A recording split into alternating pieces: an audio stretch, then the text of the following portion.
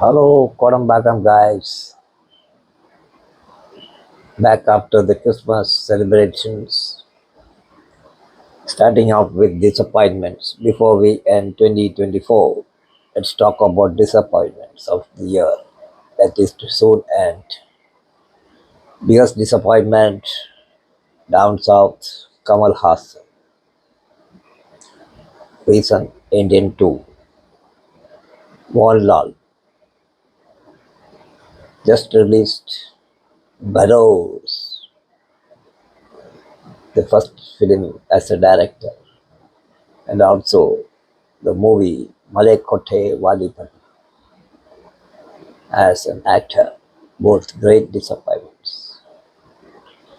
And further down in Tamil, Suriya, Gangua, biggest disaster of the century, I would say. And least but not the last, Tangala, Vikram. All these are major disappointments for the viewers and critics of South movies. The biggest disappointment for the start with, I would say, is the film Burrows that was released 2 3 days back. It's a directorial venture of Mohanlal.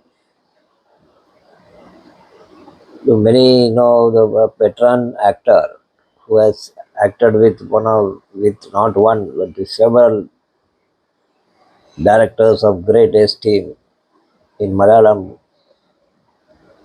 and also with Mani Ratnam,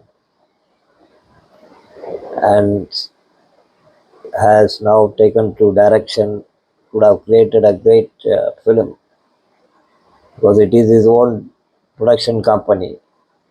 So there is no limitations on funds, and he himself is doing a title role. And given all that, he could have given a very good account of himself as a director. But instead, the film turned out to be just another showreel of cinematographer Santosh Sivan. That is the highlight of the movie is the cinematography. There, from what Lal says, it is native 3D, but whatever it is a very good 3D. Visuals are very good. Often, I think probably the director's influence or what some unnecessary gimmickry use of 3D is there. But all said and done, Santosh Sivan has done a great job. But apart from that, even in terms of music, or in forget script and screenplay, or even story, is taken from a book. What he has learned from that book, I don't know. Anyway, the whole plot is very wafer thin, and I think probably he wanted to make it get an international that he has brought in some lot of foreign actors, and they all speak in foreign languages. Film is such a big bore, and a person who has even picked up even small strands of direction from all the people that he had over the decades worked with, he could have produced a decently good movie. I'm not saying it should be one masala box office movie, but at least a decent outing. Nothing indecent in the film, but he says he wanted to make it as some tribute to the children, but I doubt how many children will see it as a tribute to them. Anyway, that was a big thing, big letdown. Similarly, was the film Malaikote Volleyball. We had this great director, enfant terrible of Malayalam cinema, joining hands with a very unorthodox actor like Mohanlal. And that was Malaikote Volleyball should have produced wonders. And build up was so high. wrestler and things like that. And oh my God, it all finally when it came out, it turned out to be one big joke. So, two ways as an actor and director, Mohanlal was a bigger disappointment in the year that is going past. Then in Tamil was, see after Vikram the expectations are very high. So we came out with Indian 2. That is in, I think it is a film that was, dusted and, taken out and given some sort of life and some oxygen and all that and brought out. But all said with all the oxygen that needed, it was given. But it proved to be a major disaster.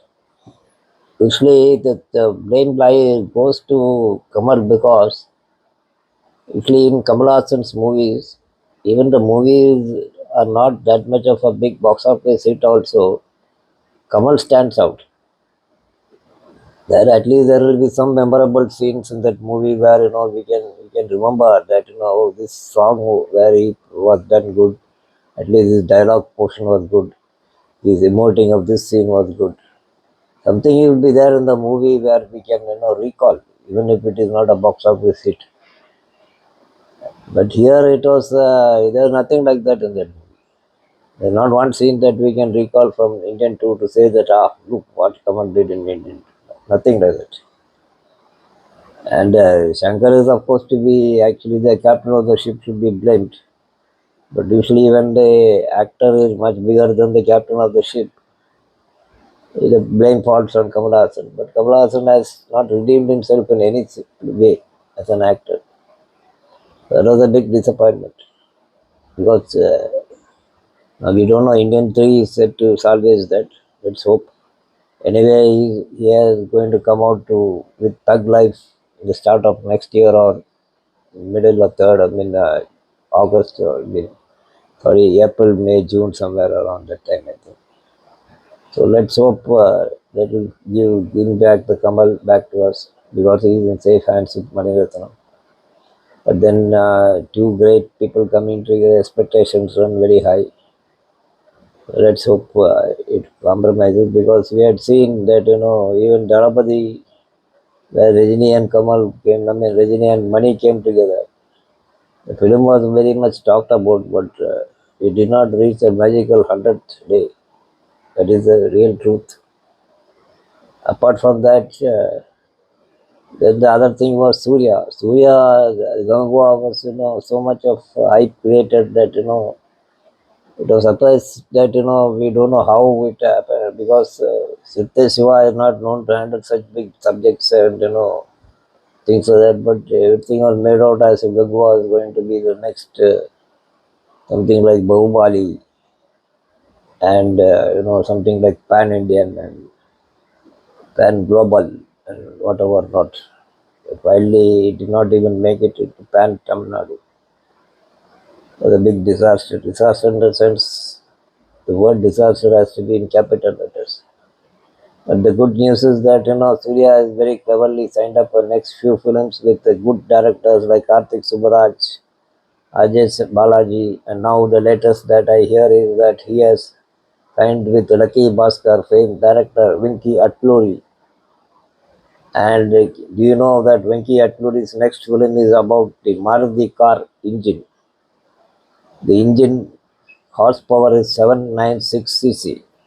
That is the engine that first launched Maruti car into the Indian market and revolutionized the automobile industry. So it sounds like somewhat like Surya Potter kind of stuff, low cost airline, Captain Gopinath, and things like that. So I think this will be another big project. And with the lineup of films, I think he has got everything lined up for coming back in a big way. So 2025 we'll see Suriya bounce back. Then we have Chian Vikram with Tangalan. Yes, no doubt Vikram has given his heart and soul for the film. It's it's a treat to watch him act in that role.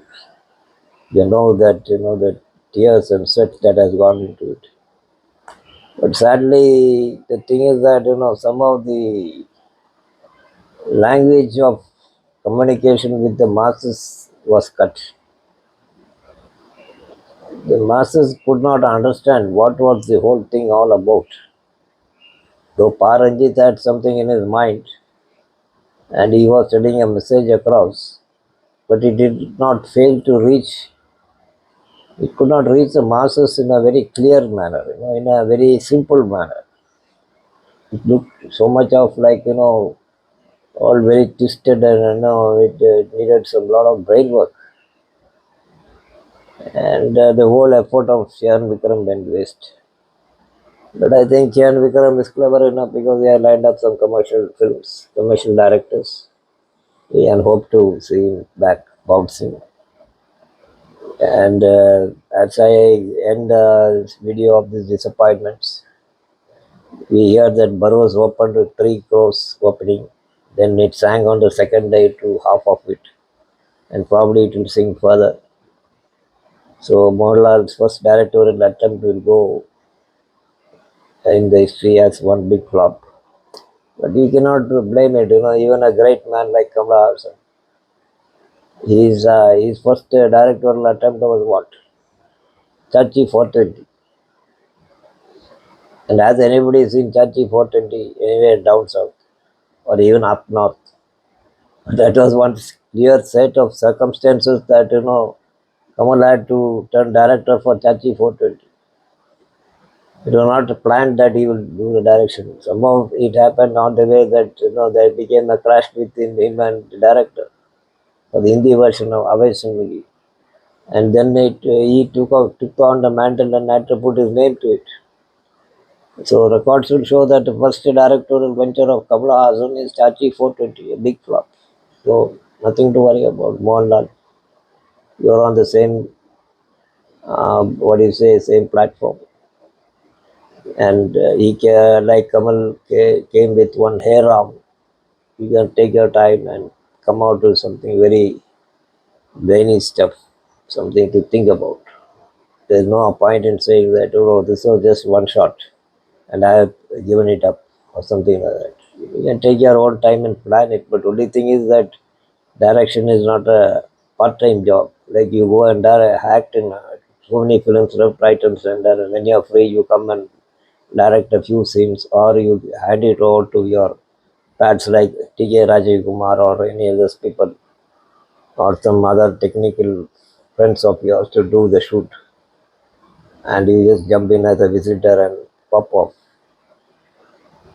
And also, I read an interview where you say that you wanted to get the background scores. Man, I forgot his name, who has scored for Oscar movies and Oscar winning movies.